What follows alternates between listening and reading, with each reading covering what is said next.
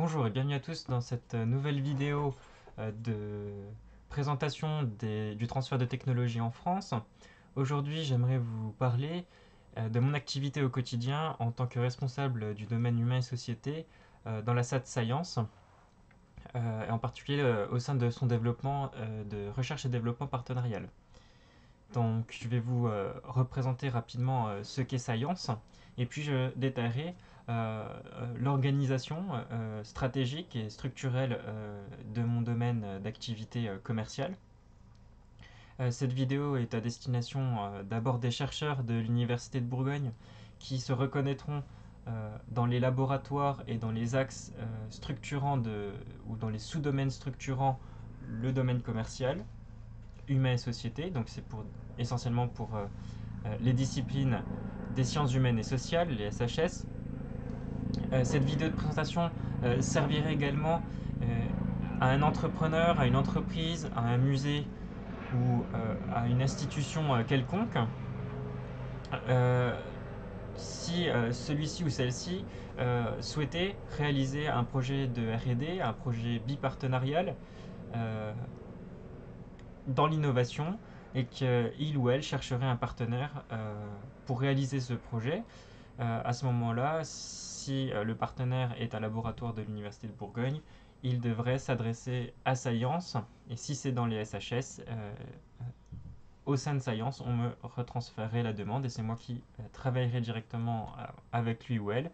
Et c'est pour cela qu'il est peut-être intéressant dès maintenant de voir la structuration du domaine, d'une première part, et d'autre part, de comprendre comment on organise le travail au sein de ce domaine. Alors, et je m'excuse déjà pour la mise en forme qui a un petit peu bougé entre le PC sur lequel j'ai fait ma présentation et le PC sur lequel je fais actuellement la présentation. Science est une SAT, une société d'accélération du transfert de technologie, donc l'émanation de la volonté étatique de favoriser le transfert de technologie bipartenariale entre le domaine privé et, on va dire, le domaine public, en tout cas la recherche publique. L'État a développé lors des plans d'investissement à venir, les fameux PIA, une volonté politique et socio-économique de mettre en place des organes, des outils, au sens le plus large possible, euh, du transfert de technologie, ce sont ces SAT.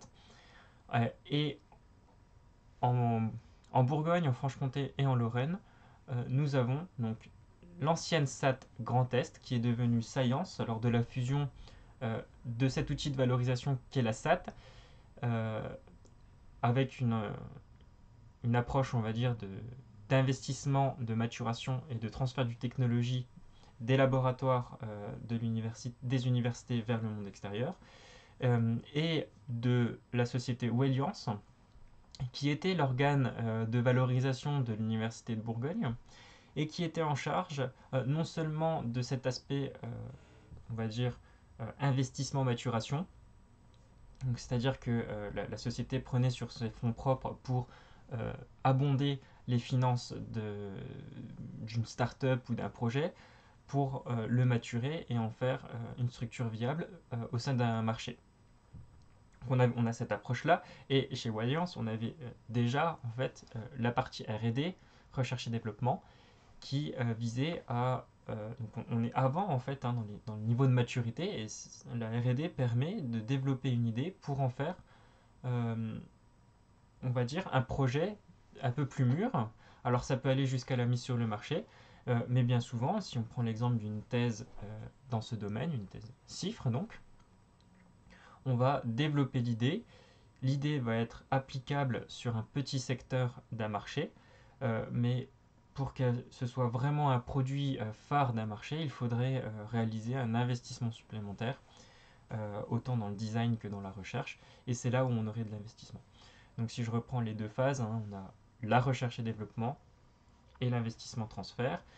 Euh, et finalement, ce sont ces deux entités, ces deux secteurs d'activité qui sont fusionnés entre la SAT et Welliance, et c'est ce qui a donné Science, l'ex-SAT Grand Est. Donc on a Voilà, donc on peut voir différentes dénominations. On préférera la dénomination Science. Et l'objectif est donc d'accélérer l'innovation. Ça, c'est le propre de chaque SAT. Et chez Science, on désire faire le lien entre les dynamiques socio-économiques, culturelles et ou patrimoniales des partenaires et les dynamiques scientifiques. Hein, ça reste, on va dire, une condition sine qua non. On ne fait pas de projet de R&D partenarial s'il n'y a pas de recherche scientifique. Des équipes de recherche de l'Université de Bourgogne, en ce qui me concerne, pour favoriser l'innovation partenariale. On travaille ensemble pour aller plus vite et aller plus loin. Donc on va avoir en fait deux entrées dans la politique actuelle de Science, dans la stratégie de Science. On va avoir une réponse par rapport aux tendances scientifiques, c'est-à-dire que on va mobiliser les équipes de recherche par rapport à ce qu'elles font en termes de production scientifique, et on va développer des collaborations partenariales. L'autre approche, donc la première approche, on va pouvoir l'appeler parfois technologie push. On part de la technologie ou de l'expertise et on va s'insérer dans un marché à partir des particularités de la technologie ou de l'expertise. De l'autre côté, on va avoir une logique inverse. On va partir des attentes du marché et on va trouver au sein des équipes de recherche des expertises ou des chercheurs qui sont capables d'apporter quelque chose. Et on va ensuite, à partir de ces éléments-là, trouver des partenaires pour combler un vide dans un marché. Donc là, on est plutôt sur une logique market pool. Science, je l'ai déjà dit, se divise donc en deux blocs, en ce que nous appelons deux départements d'activité stratégique, de DAS. On va avoir d'un côté la R&D et de l'autre côté l'investissement transfert. Au sein de la R&D, puisque c'est ce qui nous concerne aujourd'hui, on va avoir quatre domaines, qu'on va appeler voilà, donc des domaines: la santé, l'agrotechnologie agroalimentaire, humain et société, et les matériaux, pour le dire simplement. J'ai fait le choix, dans la structuration du domaine, dans le pilotage du domaine, de diviser ce domaine d'activité commerciale en trois sous-domaines qu'on va intituler les interactions et les connaissances humaines, premier domaine. Deuxième domaine, espace, société et temps humain. Et troisième domaine, droit, économie, gestion politique. Pour ceux qui sont le plus au fait des politiques institutionnelles académiques, on retrouve dans l'intitulé de ces trois sous-domaines, finalement, des structures que l'on retrouve dans chacune des facultés ou des universités avec un département SHS. Et c'est ce qu'on retrouve aussi dans les structures de l'université de Bourgogne-Franche-Comté, donc la commu des universités de Bourgogne et de Franche-Comté. Tout ça dans l'envie et la nécessité de garder une cohérence entre les différentes instances qui pilotent la recherche académique et le lien avec la société en ce qui concerne Science.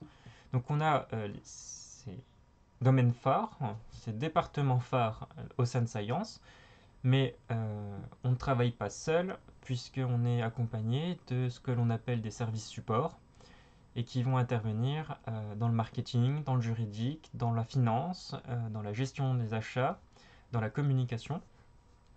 Ce PowerPoint est l'exemple finalement du travail inhérent au département de communication. Et tout cela nous aide dans la gestion quotidienne des contrats et aussi dans la recherche de nouveaux partenaires pour répondre au mieux aux besoins de la société. Si j'affine un petit peu et que je rentre dans le détail de mon domaine d'activité commerciale, je suis obligé finalement de revenir à la recherche SHS à l'Université de Bourgogne, puisque le domaine a un périmètre défini qui est celui de l'Université de Bourgogne. Je ne m'étends pas là-dessus. La recherche SHS à l'UB, c'est 16 laboratoires qui vont de l'archéologie au droit, à l'économie, la sociologie, la gestion, le management, la psychologie cognitive, la linguistique, la littérature, la géographie, etc. Ces laboratoires qui sont soit euh, des équipes d'accueil, EA, comme le TIL par exemple, ou des UMR, unités mixtes de recherche, comme le LEAD, disposent de moyens de recherche et parfois même des moyens techniques et humains pour réaliser ces recherches. Donc on va exploiter en fait l'ensemble des composantes du laboratoire selon la stratégie du directeur ou de la directrice du laboratoire pour favoriser le transfert de technologie. Et ça, c'est propre au SHS, quelle que soit finalement l'université. On a une structure d'appui à la recherche, une UAR, qui est la Maison des sciences de l'homme de Dijon. Et donc, on va travailler en synergie avec la chargée de valorisation de la Maison des sciences de l'homme de Dijon pour favoriser l'émergence d'une politique de valorisation et de transfert de technologie, valorisation au sens de valorisation partenariale. Et donc, en fait, je suis presque obligé de partir des capacités propres à la Maison des sciences de l'homme de Dijon pour en fait, mettre en évidence la puissance ou l'étendue des capacités des laboratoires et des chercheurs de l'UB. Je pars de ces domaines aussi d'activités que sont les archives documentation numérisation, la géomatique ou la PUD, la plateforme universitaire de données de Dijon, puisque bien souvent on est amené dans ce type de projet à s'appuyer sur des experts qui ne sont pas chercheurs, qui sont des ingénieurs d'études, des ingénieurs de recherche, des techniciens, et qui vont faciliter la recherche. Donc ça peut être soit à travers des actions de numérisation, de constitution de bases de données, d'analyse sommaire de la base, voire de l'impression 3D dans certains cas. Ça c'est pour l'archive documentation numérisation.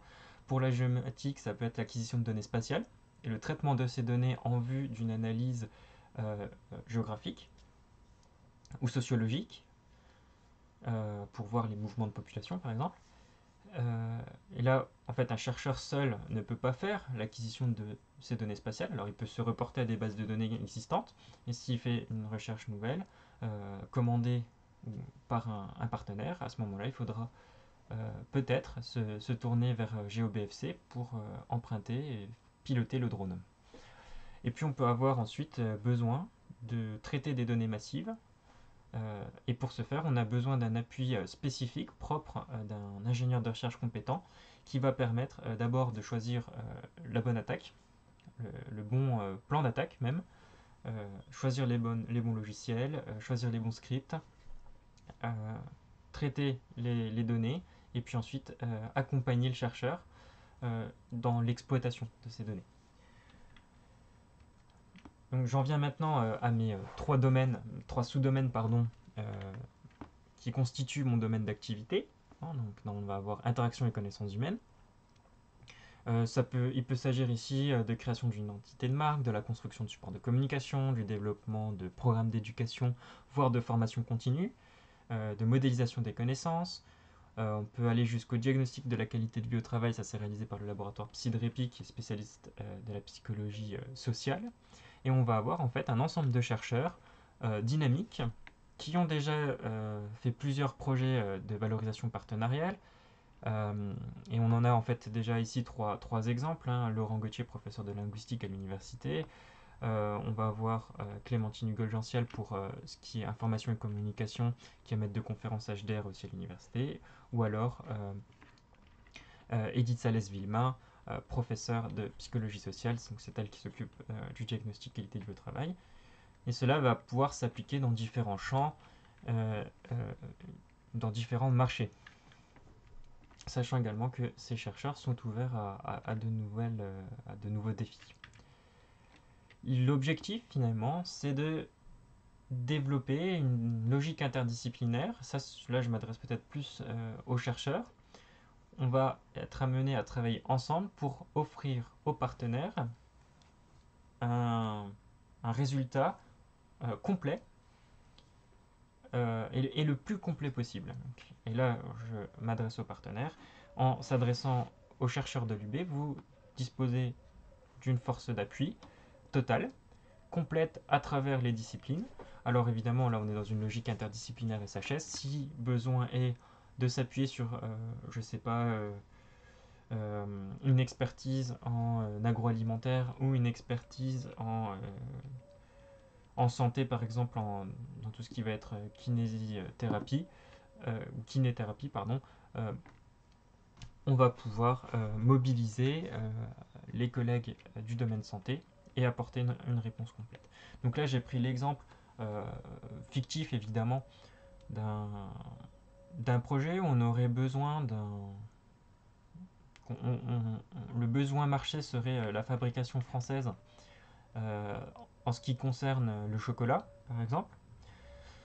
Donc on aurait une analyse marketing réalisée par l'équipe CERMAB du Crégo, qui pourrait être complétée par une analyse sensorielle linguistique par les équipes senso du TIL, exemple la thèse en cours de Angelica Caruana, et puis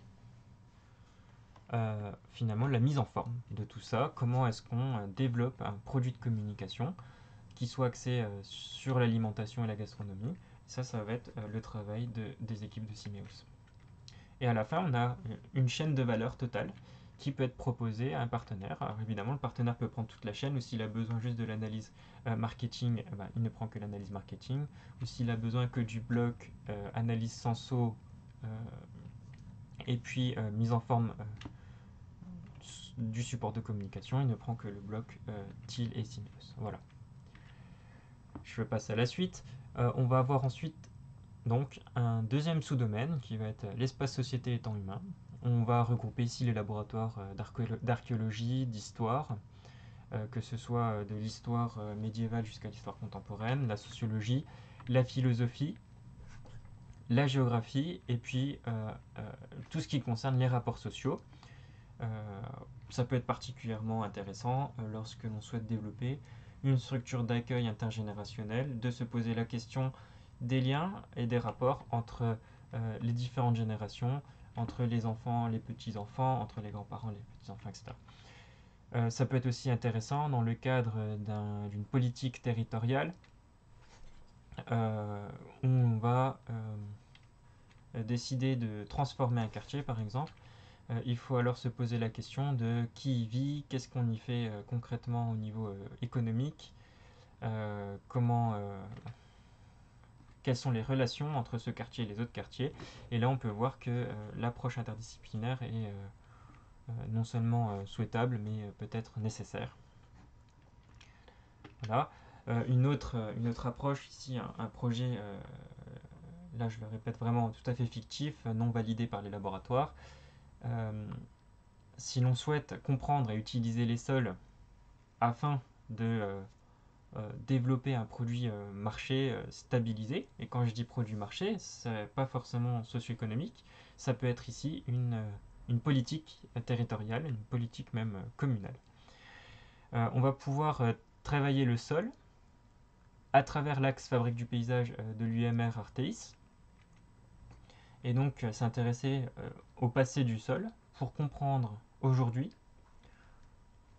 grâce à l'axe dynamique aménagement des territoires de l'UMR Césaire, UMR AgroSup, Dijon, comment finalement se déploie le territoire au niveau économique, social aussi, puisque à chaque fois qu'on a une approche économique, on est censé avoir une approche sociale pour comprendre les interactions entre les hommes et la société, et finalement faire peut-être des propositions d'aménagement de ce territoire en repartant du passé et du présent, avec l'UMR Théma qui est à cheval entre Dijon et Besançon.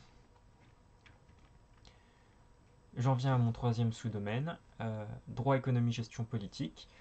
Là encore, on a des chercheurs particulièrement actifs et qui sont naturellement orientés vers la société et l'économie, sur tout ce qui va toucher le management, la gestion, les finances des organisations, la gestion des ressources humaines, l'économie, par exemple l'économie du sport, le droit, les normes et les sciences politiques.